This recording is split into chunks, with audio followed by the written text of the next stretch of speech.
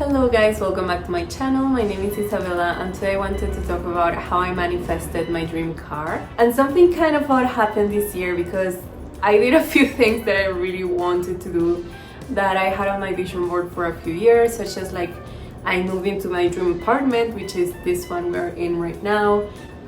If you want a video about that, definitely let me know. I also manifested my dream car, and I also am working at a job which I love, which was not the situation I was in last year. So definitely a lot of improvements have happened this year. And just to give you a little bit of context, something major I would say in my life happened this year, which kind of motivated me to start taking these like next steps and to like renew my life and to really realize that this is the only life we are living, so that we have to make the most out of it now. So to get into the topic, how I manifested my dream car. First of all, I was sure of the car I wanted. However, I was open that if something better came for me or happened for me, I was open to receiving that.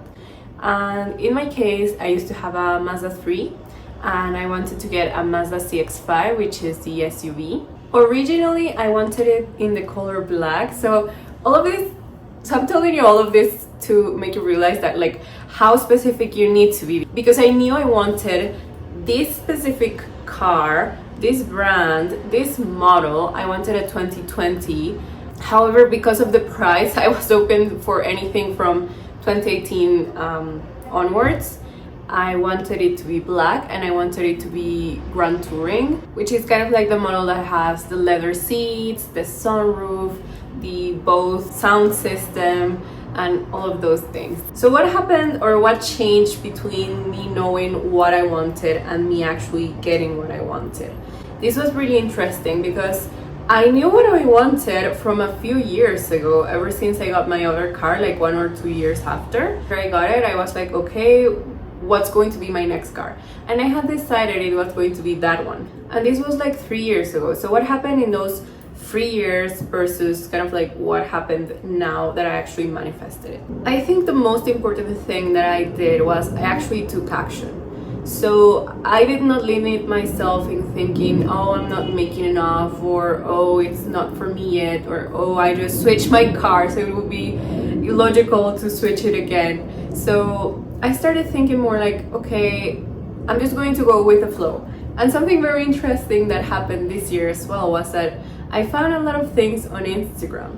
So I saw an ad from another car on Instagram from a dealership here in my country, and they had a few Mazda CX-5s.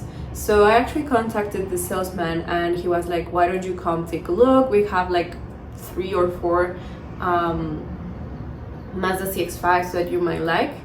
And so I scheduled my date and I went. It is so weird because when something is meant for you, everything is so easy and everything just clears the path, clears the way, and makes it obvious that you have to like take that. So for example, what happened to me was that when I got to that dealership, the first car I saw, Francisco was the name of the guy who attended me. And he was like, so which one would you like to see first? We have this one, which was the newer model. It was a 2022 Mazda CX-5 in another color. So it was in blue. I was not looking for a blue car. However, that one I thought was super cute. So when I saw it, I was like, that's gorgeous. Like, it was love at first sight. And then he was like, why don't you like come sit in it? Like, I don't know, try it out. And when I sat there, I was like, this is my car, like, you just know. And after that, well, I called my dad. I was like, hey dad, there's this car, these are kind of like the specifics about it. And he was like, oh, that's great, what's the price? And I told him the price, and the price was actually like pretty good for that car, for that model. Like, so good I had to ask if someone had died inside the car because it was just like that much lower than market value. So for me it was like a steal. It was a no-brainer to get that car.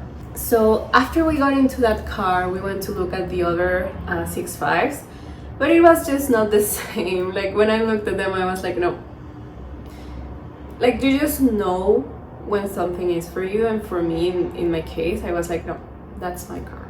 So when I told the salesman like I really want this, he was like, okay, how would you like to pay? Because you can trade in your car, you can pay by cash, by card. And I have run the numbers before, so I kind of like knew kind of the best split financially for me to like pay for it.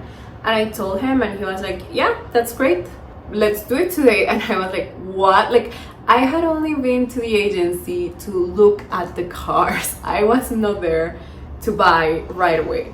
And he was like, listen, I would really like for this to be like completed today, because I'm going on a trip for like 2 weeks and I'm leaving on, I don't know, Monday, Tuesday. And like, let me help you make it happen. In the end, I didn't end up buying it that day, but I bought it on Monday. So like, this was Saturday, I bought it on Monday.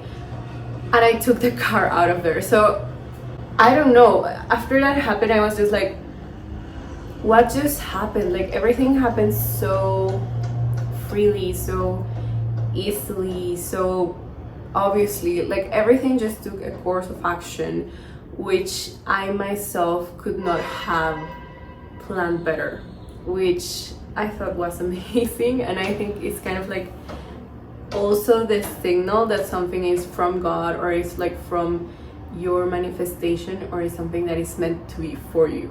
And also in my notes, I left that it might feel like it's too good to be true, because the price on this car was similar to prices on cars from 4 years, on models that were 4 years older.